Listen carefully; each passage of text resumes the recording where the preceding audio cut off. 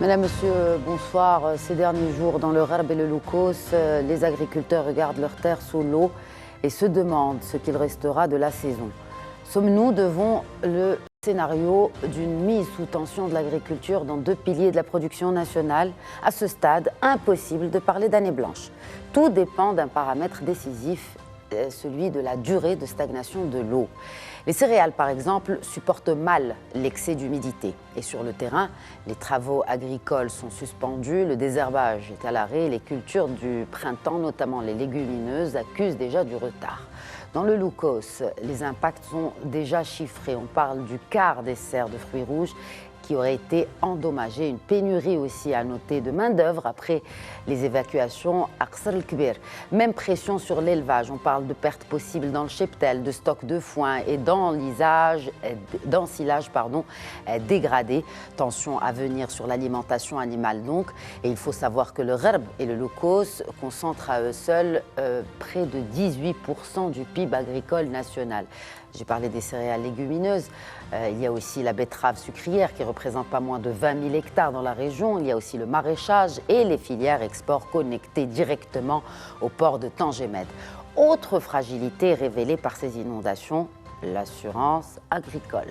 Malgré des primes subventionnées à 50 ou 70%, l'assurance agricole, par exemple, ne couvre que 15% de l'objectif initial des 50 000 hectares. Est-elle réellement dimensionnée pour l'excès d'eau ? Alors, beaucoup de points à relever. Il y a le drainage, il y a le zonage des cultures ou encore cette assurance adaptée. Le diagnostic est en tout cas posé. Le Maroc doit désormais savoir gérer la pénurie d'eau comme son abondance parce que la résilience agricole ne se proclame pas, elle s'anticipe. J'accueille pour l'émission ce soir le professeur de l'enseignement supérieur à l'Institut agronomique et vétérinaire Hassan II de Rabat, professeur Tahar Sareri. Bonsoir. Merci pour l'invitation. Merci à vous d'être avec nous et de répondre à nos questions. Avec nous aussi un autre professeur, il est également consultant spécialiste des questions socio-économiques, professeur Abdellatif Komat. Bonsoir. Bonsoir Khadija et merci pour l'invitation. Mais c'est toujours un plaisir de vous accueillir et de parler de sujets d'actualité qui nous touchent d'abord nous en tant que Marocains. Se joint à nous par téléphone. Il est dans la province de Sidi Qassem. Il s'agit de l'agroéconomiste et ruraliste Sil Arbiz Gdoni. Bonsoir. Merci de vous joindre à nous. Bonsoir Lalla Khadija, et toujours un plaisir de contribuer à ce débat que j'espère utile pour notre pays. Inch'Allah, Inch'Allah. On parle de résilience agricole, elle s'anticipe et en parlant d'anticipation, c'était le 7 mai dernier, Sa Majesté le Roi Mohammed VI avait officiellement donné le coup d'envoi de la plateforme régionale de réserve d'urgence pour la région Rabat-Salé-Kénitra, lancement des travaux donc de construction de cette infrastructure de résilience face aux catastrophes naturelles. Le Maroc est en train donc de passer ses comates d'une logique de crise à une doctrine nationale d'anticipation des catastrophes. Effectivement, c'est une initiative salutaire de Sa Majesté, en fait, d'anticiper. Vous savez qu'aujourd'hui, nous sommes dans une ère où il y a beaucoup d'incertitudes au niveau climat, au niveau catastrophes naturelles, et bien évidemment, en fait, la décision de Sa Majesté d'initier ces plateformes, et vous l'avez dit, l'inauguration a été faite pour le lancement des travaux pour celle de Casaraba, mais il faut rappeler que pratiquement toutes les régions du Maroc, les 12 régions, les budgets sont alloués, les superficies sont réservées et les travaux sont en cours. Bien évidemment, on espère que, bien sûr, ces plateformes voient le jour, mais en même temps, on n'espère pas en avoir besoin parce qu'effectivement, aujourd'hui, c'est une réalité. L'anticipation, la gestion des risques, il fait partie du management, que ce soit à un niveau micro, à un niveau macro. Et un pays qui essaie d'anticiper ce qu'il peut, c'est une action salutaire que nous saluons, mais en même temps, bien évidemment, on espère qu'on n'en aura pas besoin. Mais toujours est-il, aujourd'hui, c'est des projets qui sont en cours et qui vont, je dirais, atténuer un peu l'impact, parce qu'il y a toujours un impact, mais au moins, en fait, les personnes auront ce dont ils ont besoin comme besoin de première nécessité, au cas où, dans l'avenir, qu'il y aurait une sorte de catastrophe de toute nature. En rappelant aussi dans cet élan d'anticipation, les autorités ont évacué plus de 100 000 personnes, qui est en soi une véritable prouesse d'anticipation, aussi de proactivité par rapport aux inondations. On a une ville, par exemple, comme la ville de Qsar Kbira, qui a été évacuée quasiment entièrement. C'est une première, professeur Koum. Effectivement, là également, il faut saluer les autorités marocaines d'une manière générale, parce qu'aujourd'hui, c'est vrai qu'on a commencé en fait, à avoir une expertise qui est avérée en matière de gestion des catastrophes, parce que c'est un métier, ce sont des techniques, ce sont des méthodes. Et on l'a vu, en fait, pratiquement dès les premières alertes, il y a eu la réunion pratiquement de tout le gouvernement avec les autorités et qui ont mis en place un plan. Un plan dont on voit aujourd'hui le bien fondé, parce que c'est vrai, c'est une évacuation bien étudiée, progressive, en prenant en considération les régions les plus vulnérables et aller progressivement vers les régions les moins vulnérables, en présentant des centres d'accueil, en sensibilisant, et la question de la sensibilisation, parce qu'il s'agit de faire bouger des familles, parfois des familles qui n'ont jamais bougé un peu de leur maison, de les faire bouger. Et là, il fallait beaucoup d'actions de communication, de sensibilisation. Je crois qu'on a vu la mobilisation des autorités, des forces de l'ordre, et pratiquement, en fait, aujourd'hui, on chiffre à 108 000 personnes qui ont été évacuées. Il faut dire que c'est une grosse opération. C'est une grosse opération. Exact. Parce que si on voit même les catastrophes dans des pays qui sont, je dirais, plus habitués, c'est rare, on voit autant en fait, de personnes évacuées vers d'autres régions en leur assurant le transport, l'hébergement, l'accueil. Et je crois que ça, c'est également, ça dénote de cette solidarité qui est ancrée dans notre histoire, dans notre civilisation. Et puis, bien sûr, la bienveillance de Sa Majesté, parce que Sa Majesté a appelé à mobiliser les forces armées royales pour qu'ils soient mobilisés. Et donc, tout cela fait partie de notre ADN en tant que Marocains. Bien évidemment, on espère ne pas être dans ces situations, mais une fois qu'on est obligé de les affronter, il y a une mobilisation de tout azimut, avec bien sûr la supervision et la bienveillance de Sa Majesté. Nous avons avec nous par téléphone, je le disais tout à l'heure, Arbiz Gdouni, vous êtes dans la province de Sidi Qassem. Quelle est la situation actuellement chez vous? La situation est d'abord, pour rester, j'allais dire, objectif, rigoureux, la situation est contrastée. C'est que s'il y a des images qui circulent dans les réseaux sociaux qui montrent des zones complètement inondées, couvertes d'eau sur des étendues immenses, cela n'empêche pas l'existence de grandes parties de la plaine du Gharb qui sont pour l'instant épargnées. Donc il faut garder à l'esprit que la plaine du Gharb est immense et que les situations sont très différentes d'une partie à l'autre. Il n'est pas similaire, tout à fait similaire à celle qui prévaut malheureusement dans le bassin de l'Oukous. Là, par exemple, ma zone, mes origines, se trouvent pratiquement au fond de la province de Sidi Qassem. Certes, les champs, les terres cultivées sont engorgées d'eau. Parfois, sur les bas-fonds, les cultures sont complètement inondées. Mais dans les zones plus élevées, les cultures, pour l'instant, pourvu que les pluies s'arrêtent et qu'on ait un peu plus de soleil, c'est des cultures, notamment céréalières, rattrapables. À partir de quand l'eau tue une céréale? Ça, si ça reste comme ça 3 à 4 semaines, c'est fini. Les céréales, il y a déjà des champs qui commencent à jaunir. Et donc, surtout les semis tardifs.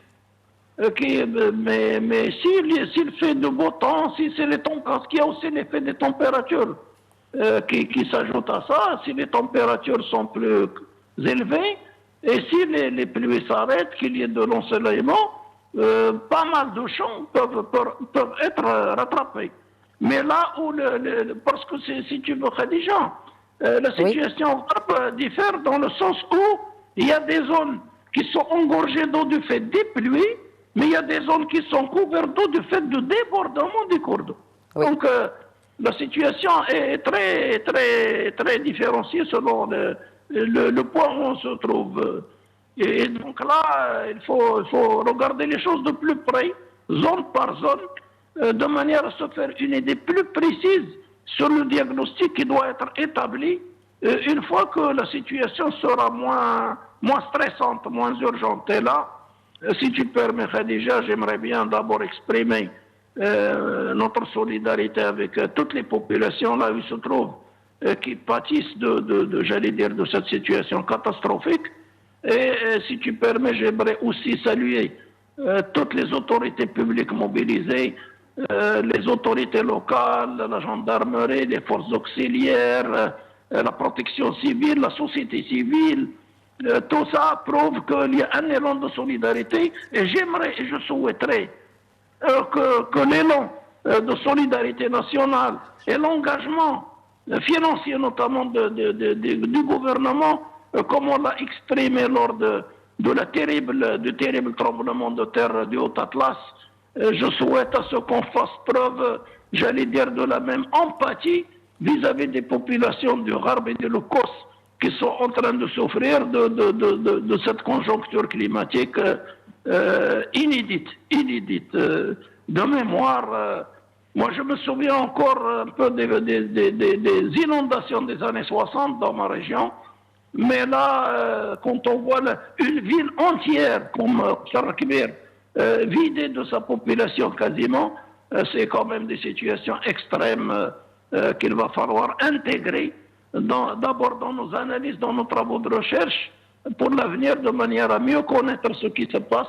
Et j'ajouterai enfin que pour ceux qui doutent encore de l'avènement, de la montée en puissance du changement climatique, en fait, ces pluies diluviennes confirment, après 7 années de sécheresse ou 6 années, confirment que le changement climatique est là et que les extrêmes ne vont pas cesser de sitôt. On peut très bien passer d'une longue série. Et donc, il va falloir, j'allais dire, gérer autrement les nouvelles donnes liées au changement climatique. Exactement, d'où cette anticipation par le souverain avec ces 12 plateformes régionales dont je parlais tout à l'heure, des 12 plateformes régionales de réserve d'urgence, dont la première a été lancée à Rabat Saleh Kenitra par le souverain en mai dernier. Il faut accueillir l'Aqdarlah, les populations qui sont évacuées pour telle ou telle catastrophe. Et aussi, vous avez évoqué un point très important. Nous allons y revenir dans ce débat, c'est Zgdoni. Il s'agit de l'activation de ce fonds de solidarité qui est à nouveau, et ces deux circonstances, au cœur des débats. Mais avant, que peut-on encore sauver si l'eau se retire, professeur Srairi? Oui, tout d'abord, rappeler que le Gharb, principalement le Gharb, c'est une zone qui était, on va dire, propice aux inondations. Il faut relire les travaux académiques, notamment la première thèse de géographie de Feu Lecause, le Gharb Flahi Colon, effectivement écrit du temps du protectorat, mais qui nous rappelle tout ça de manière très claire. Les zones de marécage, et je rejoins tout à fait ce qu'a dit. Pourquoi l'eau stagne dans le plateau du Gharb? Parce qu'on a à côté des oueds, notamment de l'Ouetzbo, mais pas que l'Ouetzbo, aussi de ses affluents, on a des zones de marécage, c'est-à-dire des zones où l'eau stagnait de manière, on va dire les crues, se reposaient. Et donc, le Gharb savait gérer ça, sauf qu'à l'époque, je rappelle, début du XXe siècle, le Maroc entier ne comptait même pas 10 millions d'habitants. Et d'ailleurs, je rappelle que c'est dans ces zones de marécage qu'il y avait le malaria. C'est-à-dire qu'on avait des maladies subtropicales qui se développaient dans ces zones et qui faisaient que c'était des zones peu peuplées à cause du malaria, à cause de l'excès d'humidité. L'excès d'humidité, oui. La colonisation, les travaux d'assainissement, le drainage ont permis d'éradiquer, ou de limiter, on va dire, l'ampleur de ces zones dites de marécage, ce qu'on appelle dans le langage marocain le merjat, mais il n'empêche, elles ont subsisté parce que la nature a toujours le dernier mot. Et il y a encore des marécages sur le Gharb, et c'est d'ailleurs aujourd'hui, ce sont ces zones-là qui sont totalement inondées aujourd'hui. Pour parler du Gharb, je ne parle pas du Loukos. Le Loukos, l'eau ne s'infiltre plus, pourquoi? Parce qu'aujourd'hui, d'abord, nous ne sommes pas face au même type de sol. Oui, c'est fondamental. On a des sols sableux principalement, le Loukos, tandis que le Gharb, on a des sols lourds, ce qu'on appelle des sols argileux, et justement dans ces sols argileux et limoneux. Et c'est d'ailleurs dans ces zones donc, de marécage qu'il y a aujourd'hui des zones inondées. En année sèche, ce sont des zones qui permettent une production, et c'est pour ça que le Gharb n'a jamais eu vraiment peur, entre guillemets, de la sécheresse. La sécheresse, tout à fait. Mais bien sûr, quand on avait de longues périodes de sécheresse, et puis le Gharb, c'est un ensemble composite, on va dire, de territoires.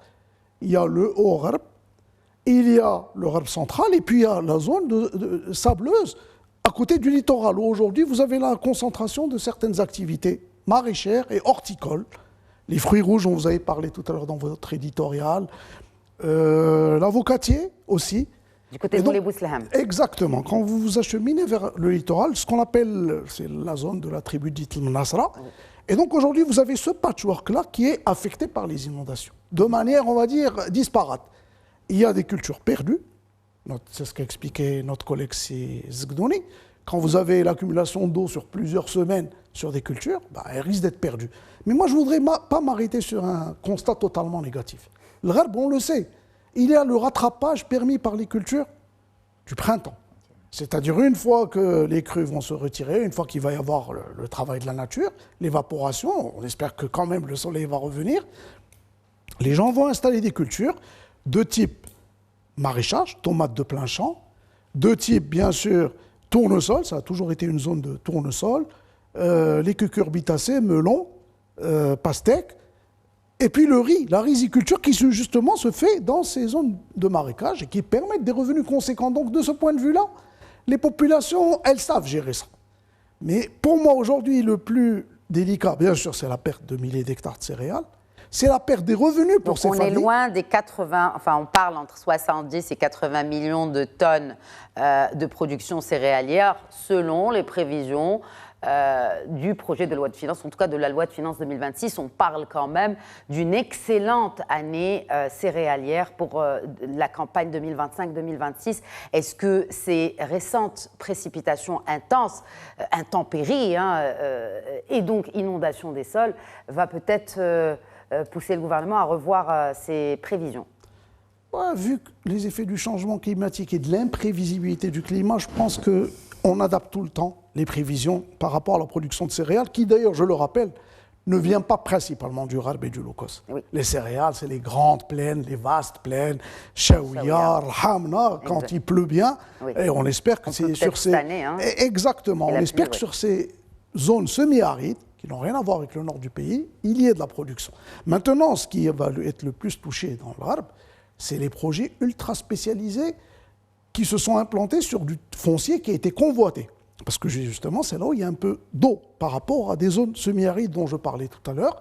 Et notamment, c'est des exploitations ultra spécialisées qui, quand elles perdent leur culture, bien sûr, elles perdent à peu près toute la production d'une année. On parle de quelle, c'est-à-dire de quelle production, de quelle... Vous avez évoqué tout à l'heure les petits fruits rouges. Oui, les fruits rouges. Effectivement.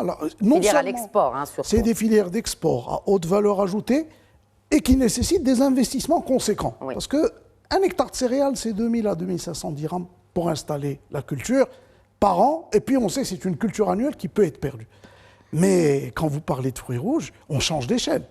Quand vous parlez d'élevage spécialisé, et vous avez justement dans le Gharb plusieurs unités avec des milliers de vaches. Ça, c'est une nouveauté que nous ont amené les stratégies agricoles récentes. Quand vous avez plusieurs milliers de vaches, moi, j'ai d'anciens étudiants en moi qui sont aujourd'hui actifs dans ces unités. Oui. Et ils nous disent la situation est vraiment plus que très difficile. Parce que non seulement on a des difficultés d'approvisionnement en intrants, les matières que vont manger ces vaches, oui. et malheureusement, il n'y a pas l'autonomie. Et puis, on a aussi la difficulté de sortir la production. Le lait, c'est quotidien.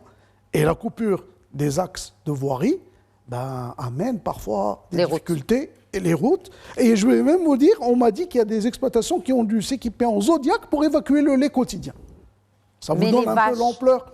Vous savez, vous avez parlé tout à l'heure d'un point très important. Vous avez parlé de l'histoire un peu sanitaire de cette région du Gharb. Vous avez évoqué le malaria. Ce qui m'a interpellée sur la santé aussi du cheptel. Est-ce qu'il n'y a pas de risque sanitaire à cause des inondations qui pèsent sur le cheptel? Il y a de l'ovin, beaucoup, mais il y a aussi du bovin, comme vous avez dit, mais il y a aussi de l'ovin. Bien sûr. Non, ce qu'il faut déjà dire, c'est que déjà, il y a un stress alimentaire. Imaginez l'eau à 1 mètre. C'est la hauteur à laquelle vous distribuez l'aliment aux vaches. Les cultures fourragères sont submergées. Le Gharb est connu par une culture qui s'appelle le bersim, sans entrer dans les détails. C'est une culture qui ne dépasse pas 30 à 40 cm. Quand il y a 1 mètre d'eau, vous ne la voyez pas, vous ne pouvez pas la faucher. Et vous ne pouvez même pas accéder aux parcelles. En effet. Donc, privation d'aliments. Et vous savez mieux que moi, privation d'aliments, ça veut dire stress sur l'immunité de l'animal. Quand on jeûne, c'est clair, notre immunité, elle baisse. Et puis, bien sûr, il y a l'humidité ambiante qui a des niveaux très élevés, qui entraîne la pullulation de ravageurs, de maladies. Moi, je suis pas vétérinaire de formation, mais je peux deviner qu'un animal qui est mal alimenté et qui est dans une humidité, à des niveaux d'humidité très élevés, a une immunité qui baisse. Est-ce qu'il y aurait, selon vous, un effet, un impact sensible à court terme sur le cheptel? Ah, bien entendu. Et d'ailleurs, vous l'avez vu, moi j'ai lu des reportages écrits de la presse écrite, les populations vous disent d'abord on veut évacuer avec nous notre capital. Oui. Mais bien entendu, c'est clair, c'est le capital vivant. Parfois c'est l'unique source de revenus. Je vous parlais tout à l'heure, le lait notamment que je connais bien, c'est l'unique source de revenus quotidien. Quand les gens perdent leurs céréales, ils ont au moins le lait des vaches pour pouvoir subvenir à leurs besoins, c'est un peu d'argent. Et malheureusement, de ce côté-là, le rarb va quand même beaucoup souffrir. On était très contents, il y avait de la biomasse, il y avait des fourrages et on s'attendait à une bonne année pour cette région. Maintenant, je pense qu'il va y avoir effectivement un recul de la production et peut-être même, malheureusement, vous l'avez évoqué, la mortalité animale. Quels impacts socio-économiques pour la population de la région Sékomat? Alors les impacts, bien évidemment, ils sont économiques, mais également ils sont sociaux. Il faut, en fait, je dirais, évoquer la chose sur un plan. Bien sûr, il y a le régional, il y a le national. Vous avez évoqué des grandeurs, notamment en ce qui concerne la culture céréalière, par rapport aux 70 millions de quintaux qui sont prévus dans la loi de finances. Moi, à mon sens, je ne crois pas qu'il va y avoir, en fait, un impact par rapport à ces prévisions-là, parce qu'on est loin de ce que réalise le Maroc en une bonne année agricole. On réalise jusqu'à 120 millions de quintaux. En 2015 et 2016. D'ailleurs, vous voyez la variation. En une année, on a réalisé 115 millions de quintaux et l'année d'après, on a réalisé 33 millions de quintaux. Pratiquement le 1 quart. Effectivement. Donc, il y a une variation. Alors qu'on en avait annoncé 55. Je me souviens très bien de cette année. C'est-à-dire que... Cette année, on a réalisé 55, mais on a prévu 70 dans la loi de finances. Oui, absolument, absolument. Mais alors, là, on s'attend aussi à ce qu'il y ait une année... Et au-delà du céréalier, vous faites bien de le soulever, Sékomat, il y a aussi un autre point, c'est l'apport du PIB agricole. Alors, bien si sûr, on a des filières à aussi forte valeur ajoutée, telles que les fruits rouges par exemple, ça risque aussi d'avoir un impact direct sur le PIB agricole, en sachant qu'on s'attendait à un PIB agricole à 2 chiffres cette année, au lieu des autour de 4% l'année dernière. On prévoit 10% de croissance de la valeur ajoutée du secteur agricole qui devait porter la croissance vers... Aujourd'hui, on parle de 5%, en fait, les derniers chiffres qui ont été évoqués. Alors, certainement, il va y avoir un impact, mais pas, je dirais, un grand impact, parce qu'il faut relativiser. La problématique, elle est essentiellement régionale. Peut-être au niveau des grandeurs nationales, il va y avoir une baisse, mais pas, je dirais, catastrophique, notamment au niveau des céréaliers. Alors, bien sûr, il y a la question des cultures. Je suis d'accord avec eux, qui sont intensives. Lorsque je dis intensives, ils sont intensives au niveau, tout d'abord, bien sûr, le rendement par hectare, en termes en fait, de valeur ajoutée, en termes d'investissement, d'accord, en termes de valeur ajoutée, parce que la valeur ajoutée des fruits rouges ou des avocats, ce n'est pas la valeur ajoutée des céréales. Et là, bien évidemment, ça va avoir un impact au niveau du PIB agricole. Il faut rappeler qu'effectivement, et ça c'est un contraste de notre pays, c'est malgré les difficultés de sécheresse que nous avons connues ces dernières années, la tendance à la croissance des exportations des produits agricoles était haussière. Et les produits marocains étaient très prisés sur les marchés internationaux. Bien évidemment, parce que ce sont des fermes qui sont, je dirais, équipées, qui ont les moyens, mais cela suppose l'investissement. Donc, bien sûr, il y a ce risque pour bien sûr, les agriculteurs en termes de retour sur investissement qui est posé. Donc, ça, c'est l'aspect économique. Certainement, il va y avoir un impact négatif en termes de PIB. Mais au-delà, il y a la question de l'emploi. Il y a la question de l'emploi. Et ça également, c'est un contraste parce que autant on a évoqué l'année dernière, on parlait de 180 000 postes perdus au milieu rural à cause de la sécheresse. Aujourd'hui, peut-être on va parler encore de dizaines de milliers de postes, de journées de travail perdues à cause des inondations. Donc c'est un contraste naturel. Bien sûr qu'il faut gérer parce que là, c'est la nature, il faut composer avec, mais certainement, il va y avoir un impact en termes d'emploi, notamment au niveau de l'agriculture, de l'élevage.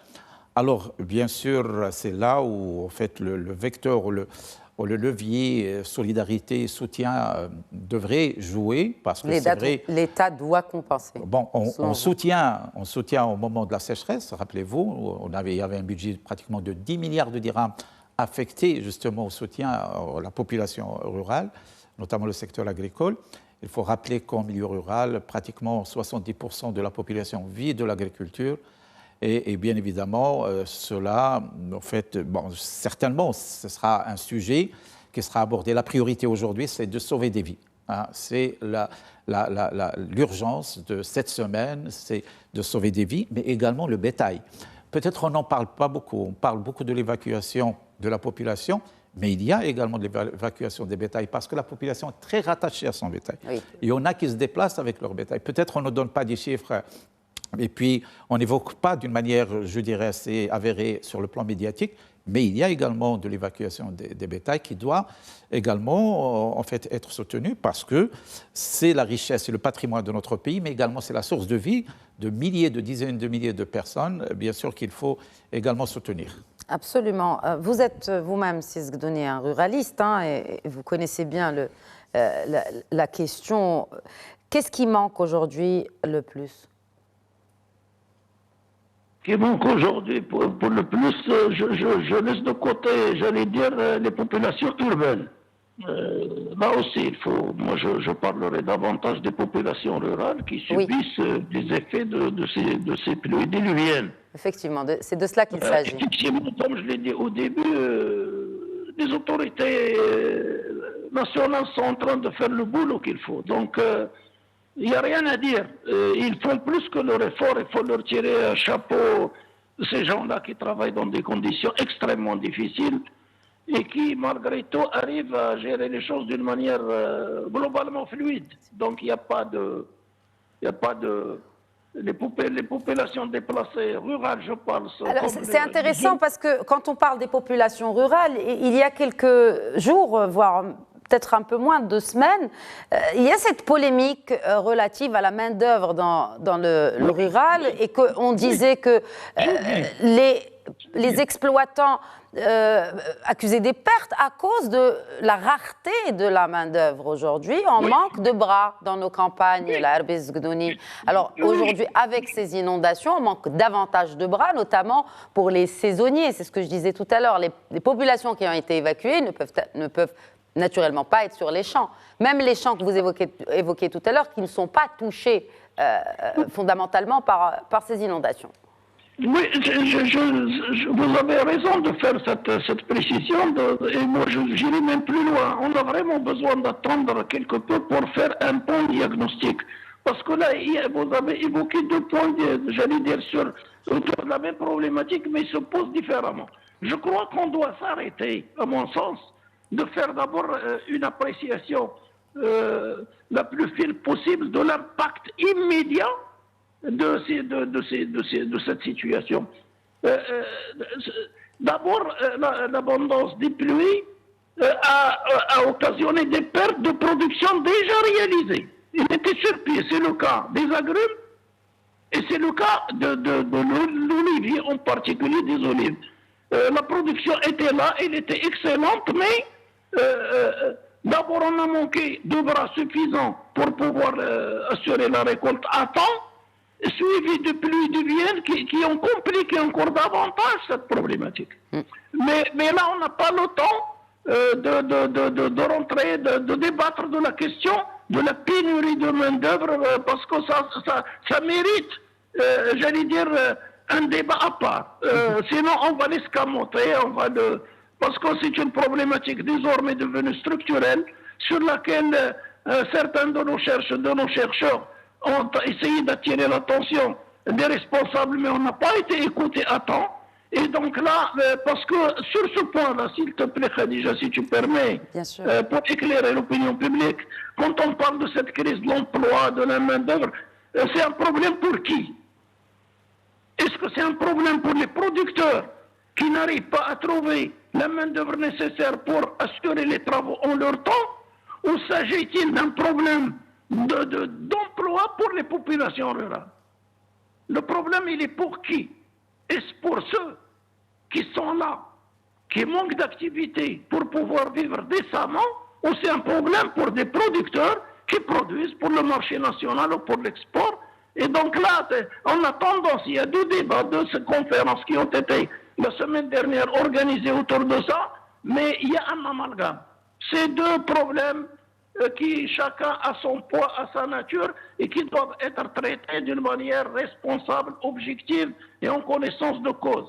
Et là, il y a le paradoxe. Nous avons un taux de chômage élevé, abstraction faite de la crise qui prévaut aujourd'hui sous l'effet des pluies diluviennes.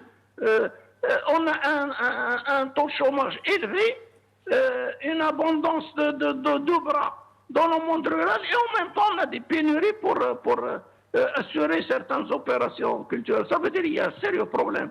Oui. Il y a des gens dans le monde rural qui ne veulent plus et qui ne sont plus disposés à accepter n'importe quelle condition de travail en agriculture. Effectivement. Notre jeunesse rurale ne se projette pas son avenir dans l'agriculture. C'est Zgdoni, pour revenir juste à ces impacts, aux conséquences de ces intempéries sur le monde rural. Si on devait prendre des mesures simples, vous avez à très très juste titre rendu un hommage aux autorités qui agissent sur le terrain. Oui. Elles ont très bien fait leur travail, de l'avis de toutes et tous, que ce soit des populations, des experts, de l'opinion publique, même de la presse internationale. Ceci étant dit, que doit aujourd'hui faire l'État? Quelles sont les mesures? Appelez-les même des mesurettes. Je sais que vous mesurez vos propos, mais des mesures simples pour limiter les pertes pour ces populations qui ont été affectées, dont la production est aujourd'hui engagée et qui risquent gros tout simplement à cause de ces inondations.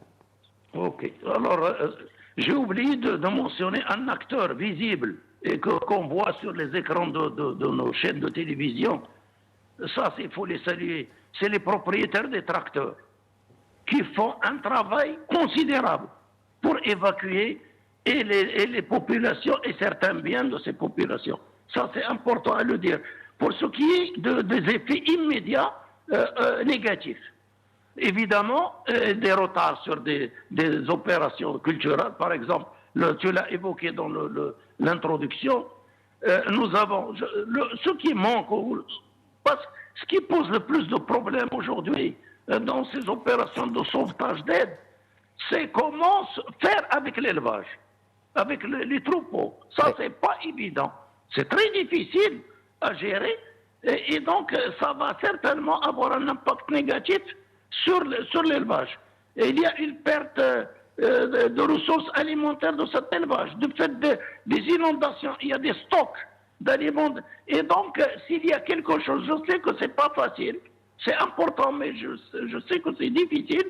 Le plus urgent, aujourd'hui, mis à part la prise en charge de l'hébergement, de l'alimentation, des soins à accorder aux populations évacuées, le plus urgent, à mon sens, c'est comment faire pour assurer le minimum nécessaire pour que les troupeaux soient préservés, pour que le cheptel soit préservé. Donc le cheptel. Ça c'est important. Sinon, une fois que les choses se seraient calmées, il va falloir que le gouvernement, que les autorités compétentes concernées se mettent dès à présent à préparer un programme de rattrapage, un programme de sauvetage. Ça a été évoqué rapidement par mon ami Sraïri en termes quelle alternative pour essayer de rattraper ce qui aura été perdu sur la campagne agricole. Et là, j'ouvre une parenthèse, Khadija, si tu permets. Là, il faut quand même rester serein. Il ne faut pas que la situation, certes, préoccupante, dramatique, parfois, qui sévit dans certaines zones du Gharb et beaucoup dans le bassin de l'Okos, j'allais dire, nous amène à porter déjà un jugement négatif sur l'ensemble de la campagne agricole. Personnellement, je reste optimiste en termes de bilan globaux au niveau national. Nous sommes, avec les pluies qu'on a, dans ma culture, on a toujours dit,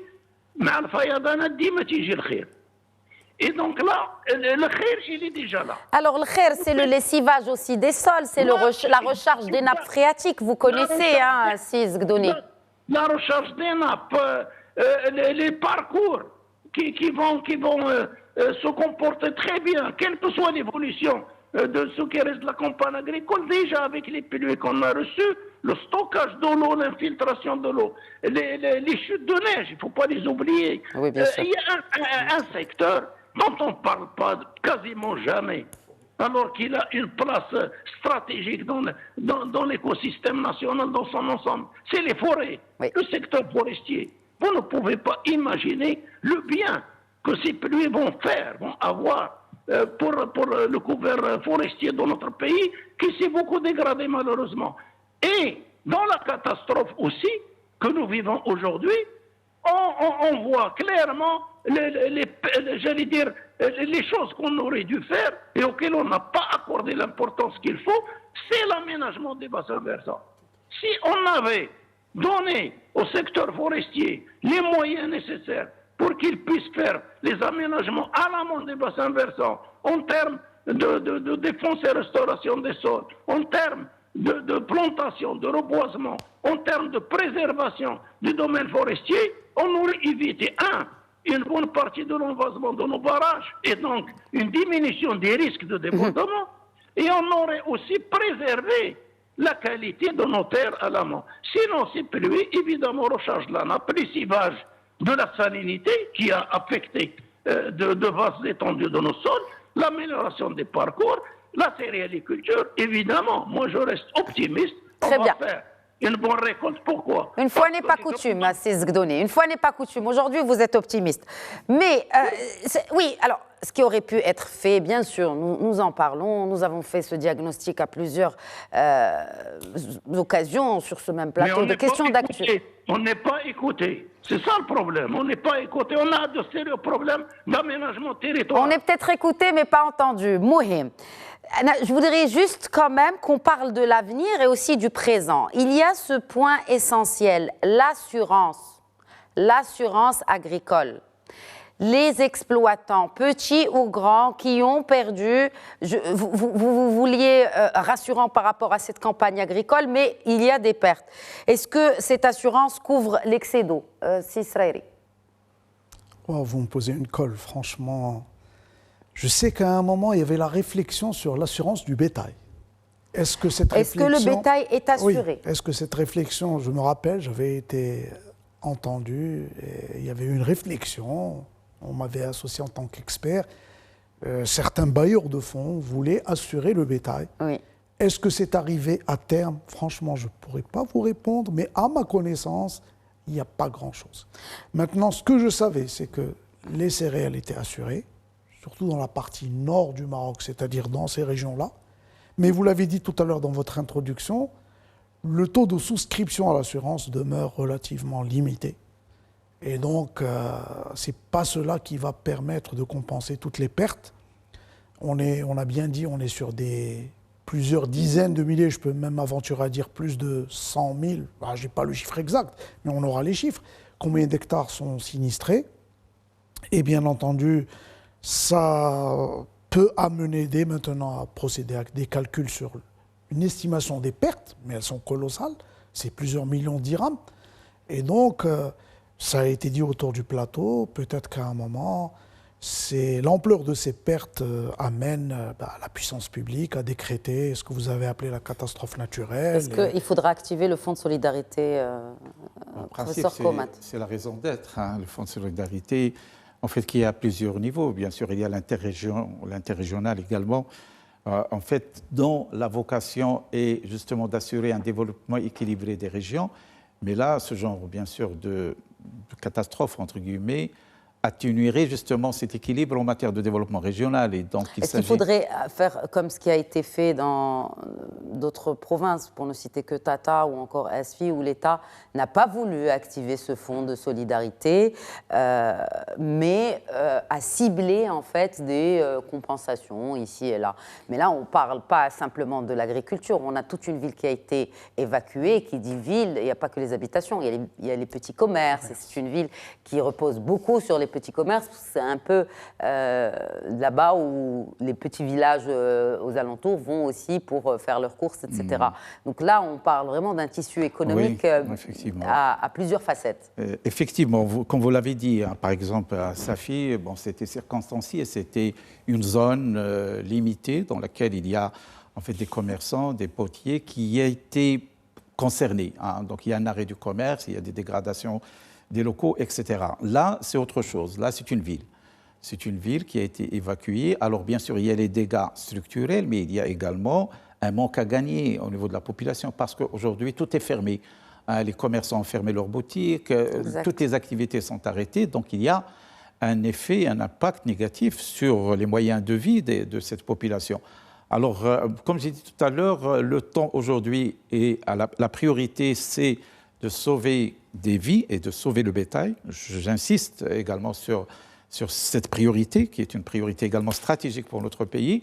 Mais le temps viendra rapidement pour aborder ces questions, notamment en termes de soutien et d'appui à apporter à cette population. Alors, bien sûr, il y a le côté institutionnel, mais il y a également la solidarité nationale. Donc, on l'a vécu lors du tremblement de terre de l'Haouz. C'était une action pratiquement nationale qui a mobilisé des fonds. Alors, on s'attend à ce que les choses se stabilisent. Et puis, il faut dire que, moi, je crois, les 2-3 prochaines semaines, ils sont décisifs. Ils vont nous donner une visibilité.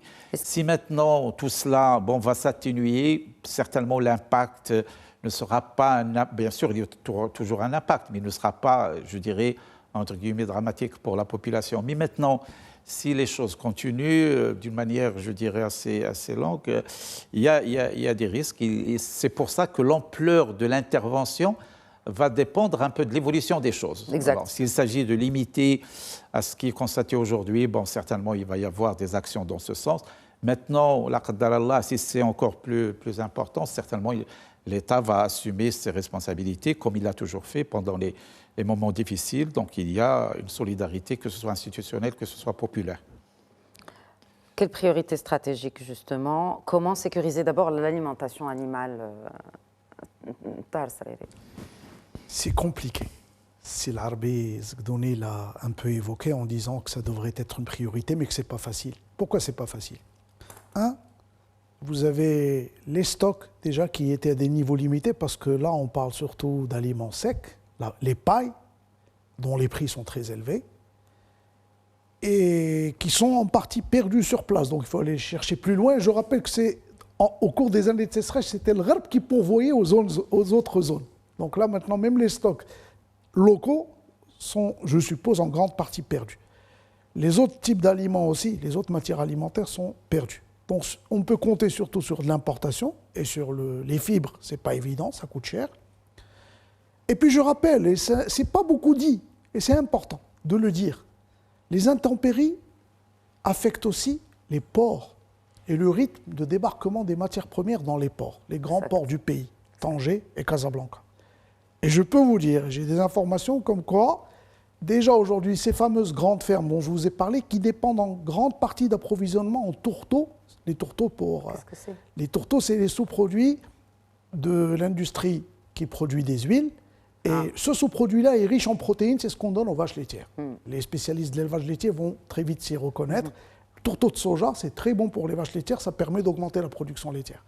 Maintenant, à l'échelle nationale, il y a, je dirais, presque une rupture de stock. Et je rappelle, ces matières-là ne servent pas qu'à la vache laitière. Servent aussi, le grain de soja sert aussi à la volaille. Et aujourd'hui, il y a des ruptures de stock, il y a une situation tendue, je dirais. Je n'irai pas jusqu'à rupture de stock, mais une situation tendue sur des matières alimentaires stratégiques pour amener des protéines à des animaux qui produisent beaucoup. Et donc, comme l'a dit Sisgdouni tout à l'heure, ce n'est pas évident, mais il faut essayer de sauver le cheptel. Parce que c'est la richesse première de beaucoup de ces familles paysannes qui ont été évacuées. Et parce que, je rappelle, nous sommes engagés à l'échelle nationale dans un programme national de reconstitution du cheptel. Et le Gharb et le Loukos sont de grands bassins d'élevage. Parce que dès qu'il y a production agricole, dès qu'il y a de l'eau, de l'irrigation, l'élevage laitier, l'élevage bovin, puis aussi les petits ruminants dont vous avez parlé tout à l'heure, les ovins principalement. Le Gharb a toujours été une zone d'élevage parce qu'il y a de grandes surfaces avec de l'eau. Espérons, comme l'a dit mon collègue, que ces intempéries cessent et que la décrue se fasse rapidement, qu'il y ait l'évaporation, là, la situation ne sera pas dramatique. Je rappelle qu'en 2010, le Gharb avait connu une inondation, peut-être pas de la même ampleur. Et là, c'est important d'avoir une histoire mémorielle. On oublie. Comme oui, mais on oublie aussi, est-ce qu'on l'utilise par exemple pour définir les zonages agricoles ou le zonage agricole? Je suis d'accord avec vous. Non, c'est une question, ce n'est pas un avis. Non, mais je me pose la question, est-ce qu'on prend en considération l'histoire? Est-ce qu'on prend en considération les recherches? Vous avez parlé tout à l'heure d'avoir été entendu dans à telle ou telle occasion. Est-ce qu'on prend cela assez en considération, notamment sur cette question centrale du zonage? Et je rappelle surtout qu'en filigrane derrière tout ça, il y a l'ampleur du changement climatique. En fait, c'est ça, à mon avis, qui n'est pas suffisamment intégré dans les modèles de réflexion. C'est-à-dire qu'on est encore à réfléchir avec des modèles du passé. Il y a de l'eau, on va faire ceci, on va stocker de l'eau dans des barrages. Parfois, on stocke trop et puis on se rend compte qu'on n'avait pas anticipé qu'il pouvait pleuvoir énormément. C'est de l'Ouhda, le barrage Louhda, en amont du Gharb, a été dimensionné de l'avis des experts qui l'ont dimensionné. Ils vous disaient, s'il y a un épisode pluvieux intense au cours d'un mois, les inondations auront lieu. Et c'est ce qu'on a vu en 2010, alors qu'il il était déjà mis en service. Là, maintenant, on le voit très bien. Est-ce que notre manière de réfléchir l'eau agricole et les réserves hydriques dans les barrages, est-ce qu'elle prend suffisamment en compte le changement climatique? Et c'est la même chose, mais y compris pour l'implantation de nos activités agricoles. Vous avez parfois l'appât du gain, il faut le dire, des investisseurs qui pensent à un gain immédiat, alors que ces choses-là, de conception, de modèles de production, de systèmes de production, doivent se faire sur le long terme, en prenant en compte la diversité des variables qui sont en jeu, notamment la variabilité climatique. Vous avez vu, l'année dernière, on était tout le temps sur votre plateau à parler de sécheresse. Mais est-ce qu'on gère l'excès d'eau comme on gère la sécheresse? C'est ça le problème. Est-ce qu'on gère l'abondance comme on gère le manque? À mon avis, comme l'a dit Sisgdoni, je suis en grande partie d'accord. Il vaut mieux un peu de souffrance avec l'excès d'eau, mais au moins on sait que par la suite, il y a des perspectives de reprise. Je vous ai parlé de rattrapage, surtout dans le Gharb. Tournesol. Les exploitations n'ont pas peur à ce niveau-là. En revanche, ça ne craint pas, par exemple, pour des produits, là, beaucoup de Marocains peuvent se poser la question, nos marchés ne vont pas manquer de pommes de terre, comme on a vu les images tout à l'heure, ou d'autres cultures qui sont essentielles aux familles marocaines. Je ne pense pas que dans une année pareille, avec les pluies qui ont touché les autres régions, sur les produits frais, je ne pense pas qu'il y ait une spécificité du Gharb pour une matière donnée. Donc pas de changement des prix non plus. Ceci dit, on a vu une hausse des prix. Je l'espère. La consommation des Marocains, ils sont plutôt dans d'autres régions. Oui. Plutôt la région de l'Arab, c'est de l'export. Bien, il va y avoir un impact au niveau de l'export, de tout ce qui est drainage comme devis, ça c'est certain, parce que les exportations agricoles, ils sont essentiellement concentrés dans cette région. Donc balance commerciale agricole, mais pas produits de grande consommation. Mais pas les moyens de grande consommation. Surtout que les autres zones ont bénéficié de pluies conséquentes. Et puis je rejoins totalement l'avis de mon collègue Sisgdoni, les impacts positifs sur le lessivage des sels, sur les sols, sur la revitalisation du couvert végétal. Bref, on revient de loin par rapport à la sécheresse. Il y a un devoir de solidarité vis-à-vis de nos concitoyens qui sont touchés par ces intempéries. Et je pense que les pouvoirs publics ont largement pris en considération tout cela. Sauver d'abord les vies humaines, et ils le font très bien. Moi, j'ai des collègues étrangers qui parfois me le disent de manière informelle. L'État marocain a montré qu'il savait gérer des crises, et je pense que c'est tout à fait à notre crédit. Très bien. Mot de la fin, Larbi Zgdouni. Mot de la fin, je dirais que notre pays dispose de référentiels récents, très utiles, pour préparer ce qu'il faudrait faire pour faire face à la situation. J'évoquerai deux références. La gestion de Covid et la gestion du tremblement de terre de Haut-Atlas. Il y a déjà ça. Là, le Haut-Atlas. Moi, j'ai toujours évité de réduire le tremblement de terre, le Haouz Bouhdou. L'Anti-Taroudat ne fait pas partie de l'Haouz. C'était le tremblement de terre du Haut-Atlas. ماشي ديال العوز اونيكمون. هذه المساله الاولى. المساله الثانيه peut-être que c'est trop brutal ce que je vais dire. C'est que nous nous approchons de 40 millions de personnes, de Marocains. Si on fait d'abord le bilan, le nombre de populations affectées gravement ou là, durement par c'est combien. Et donc, il faut faire la part des choses. Notre pays a la capacité de prendre en charge comme il faut cette partie de la population nationale qui est affectée. Millions de les superficies, combien d'hectares sur près de 9 millions d'hectares de culture, de terres de culture. Donc, il faut faire la part des choses. Il ne faut pas dramatiser démesurément. Très bien. Certaines familles, certaines personnes vivent ça dans leur chair. On compatit. Il faut qu'on se mobilise tous pour leur venir en aide. Mais vu les enjeux et vu, j'allais dire, les acquis de notre pays et vu l'expérience que nous avons développée, je ne pense pas que cette crise soit en dehors de la portée de la maîtrise de notre génie collectif. Merci. Voilà. Merci l'Arbiz Gdouni. Merci beaucoup. Et merci à vous également, Komat. Merci, professeur Komat, d'avoir été avec nous. Professeur Strari, toujours un plaisir. Et je pense qu'on a gagné d'abord en connaissance grâce à vos expertises respectives, mais on a aussi gagné en objectivité pour ne pas voir le verre à moitié vide et aussi voir les points positifs avec toute notre compassion, bien sûr, aux gens qui ont dû d'abord quitter leur domicile, aller s'installer avec leur famille, leurs bébés, leurs parents âgés dans d'autres villes. Mais en tout cas, alhamdoulilah, le pire a été évité. Il n'y a pas vraiment d'inquiétude à se faire pour l'avenir, comme nous l'ont expliqué nos chers invités dans Questions d'Actu ce soir. Merci à vous de nous avoir suivis. Je vous souhaite une excellente soirée. Prenez bien soin de vous.